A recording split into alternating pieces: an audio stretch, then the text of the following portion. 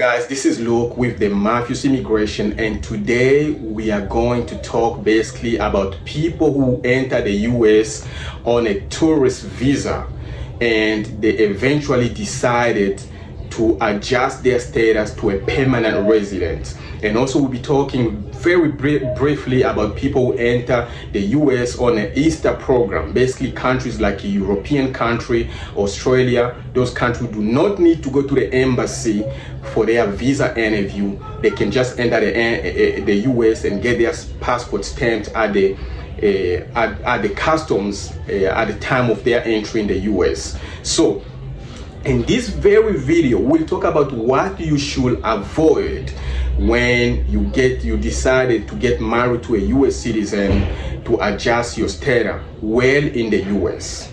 Remember, when you went to the embassy for your visa interview, there are certain things that you have to prove. Like for instance, if you're a businessman, you have to show, I'm just giving an example. If you went to your visa interview and you say you're applying for a non-immigrant visa or a tourist visa to enter the US, they're going to give you a visa for, maybe you might get a visa for 5 years. In your passport might have a visa of 5 years or 2 years, but your stay in the US might be 3 months or to 6 months. So for people who enter basically as a non-immigrant or enter on the Easter program, this is what we'll be talking and what you should really avoid if you decide to get married to a US citizen, and what should you avoid at the interview, what your adjustment of status interview. And also we'll talk basically about those who also get married for money. Basically they call it like a fake marriage. Remember, when you go to the US embassy, you basically have to prove to them that you are going to stay in America just for a brief period of time. Basically you won't go to America and stay there forever. So if you're a businessman, you're going to prove to the US embassy like proof of your businesses. Some people, you're going to have like multiple visas in your passport, like visa showing you went to China, you went to Dubai, you went to different country, you went to Europe, other African country, like in the Middle East, whatever. You're going to have some type of visa showing that you are a legitimate businessman or businesswoman before they can give you a business visa or a tourist visa. And also if you enter, let's say you are an employer, you work for a company, you must prove that your company is really big and you are like a manager and you have like money in your account. All this stuff you have to prove at the embassy to prove to them that you won't go to America and stay, that you are only going to America for a very brief period of time and you come back to your country. So basically, these things, unfortunately, they may backfire. They may backfire on you at your green card or your adjustment of status. Because when you go to adjust your status, here you should basically avoid things such as, if you get married, very important for everyone to know, once you get married, you have to avoid this, putting your paper immediately. If you came to America as a tourist and you just come in the country and immediately within a month you got married, it's showing your intentions, that your intention were basically not coming just for tourists, basically to visit, but your intention were coming to stay in America. So if you get married, my advice here would be for you to wait at least 90 days. 90 days is the minimum time you can wait before you go ahead and file for your visa. And if either you enter on a tourist visa or an Easter program, you have to wait at least 90 days. Because this is what really happened. When you get married, US have a really hard time, the immigration agents have a really hard time to identify a good marriage to a fake marriage. They have a really hard time. How will they identify that this marriage is a bona fide marriage, basically a marriage that was entered in good faith. So, because the proof you're going to provide when you file your I-130, or your adjustment of status, you're going to provide proof such as lease, like a lease, a joint lease in both name, your husband and wife. You're going to provide like things such as bank account in both name, things like, insurance in both name, and certain stuff you might not be able basically to provide because you still basically don't have a social security. So there's stuff that you might not be able to provide because certain places they might actually request you or require you to have a social security card, which might be basically hindered you to go ahead and provide as much evidence, proof that you guys are living together. So immigration, they have a really hard time to identify a good marriage to a fake marriage. Things you really have to avoid here, very important, is to make sure that you do not file your paper within 2 months. Because if you file your paper within 2 months, it's basically showing that your intention, immigration are looking at intention. Is this person, when he came to America, let's say for instance, what proof do you have that you will go back to your country? For instance, when you go to your interview, you might want to prove that yes, I still have a lease there and I'm still paying for my lease. Or you have a pet, let's say a cat or a dog, and you took this dog to some people are taking care of it and you're still paying for it. And if you're a businessman, did you sell all your businesses?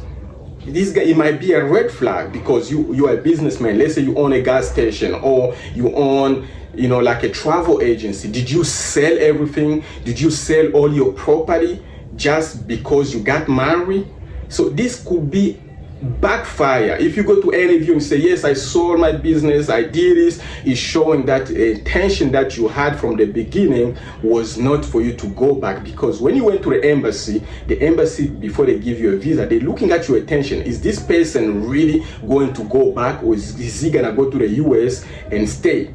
So your attention are very important. So you might want to prove to the interviewer, look, my business is still there, my business is still working. But the best way, and my advice here for everyone, not to have this red flag, because they really have a hard time to identify a fake to a real. Because same stuff the fake marriage will bring, like people who pay money for marriage, they bring a marriage certificate. And the person who married with good intention, they bring a marriage certificate. You bring the same document. So how will you know that this is true or this is fake? So how they know? They're looking at intentions. Your intention has to be really genuine. And very important, if I've seen this many times, let's say for instance at the moment, New Jersey is giving a driver's license. You live in Pennsylvania or you live in other states and you need a driver license. You go to New Jersey, you need just a proof of address and they give you a driver's license. You get a driver's license from New Jersey and your address is in Maryland where you guys have a lease, and you go to an interview and show them this proof unfortunately show them this proof of your driver's license, which has an address in New Jersey, and all of a sudden it's a red flag. They seem like these people don't live together.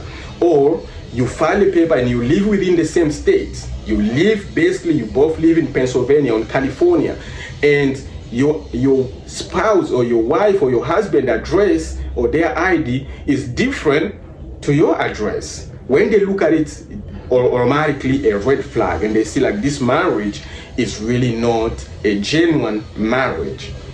So these are the things you really have to avoid at your interview.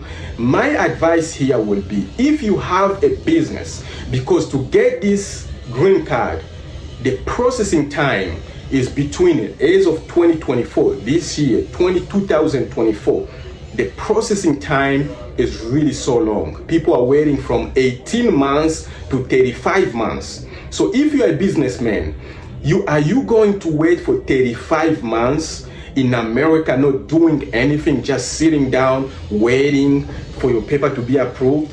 Or will you rather, if you're a businessman, will you rather go back and look at your business and let your wife or your husband, who is a US citizen, to file the paper for you while you are back in your country? And because you did not violate your visa, you have this opportunity to go back and forth between America to see your spouse and your country. So my advice here would be for you to decide. If you decide, you say, you know what, I'm gonna pursue my adjustment of status, I'm gonna do my green card right in America, and they know that you're going to wait for between 18 to 35 months. 35 months without a job, without nothing, just waiting for your paper. It's not like you marry to a US citizen, automatically you're going to get it. Now remember, you also have 90 days, because if you file your paper before 90 days, it's gonna look as fake. It's gonna be like, yeah, this guy just came basically to America, even though he came on a tourist visa, he just came here for paper. It's gonna look bad. So you have to wait 90 days. And if you're trying to get a 10-year green card, you might wanna wait longer than 3 months. For some people, especially for people who enter, a lot of people file for asylum and eventually adjust their status. So if you can wait for 18 months or longer so you can get a 10-year green card, then that will be good. If you can wait for 18 months or long, really good on paperwork. So again, my advice here is to look at your specific situation. If you have very important things to do back home, I would say go back home, and you can do back and forth America and your country, because your visa will still be there, and you go ahead to file your I-130 instead of filing the I-485, filing a concurrent filing. Concurrent filing meaning you file the I-130, I-485, which is your adjustment of status, and your 765, which is your work authorization. So if you decide that you want to go back home so you don't violate your visa, which is the best way to do, then you're going to file just the I-130, and instead of waiting for 17 to 35 months in America, you're going to be back and forth until your paper is approved. And once they send it to the embassy, you go for your interview in your country's embassy, and you come to America with your green card, and then you can do whatever you want to do from there on. So if you decide, you say you wanna adjust, you wanna wait for your green card in America, then you're gonna go ahead and file the I-130 petition for alien relative. You're going to file the I-485, which is adjustment of status. You're going to file the I-765, which is your work authorization, so you can get your social security and your work permit, start working as your paper pending. So this will be just my advice. Guys, I know there's so much things to talk about this subject, so much going on. Again, I would like to ask you to go ahead and subscribe and follow, like, and send this video to your friends, because you really never know, it might help them.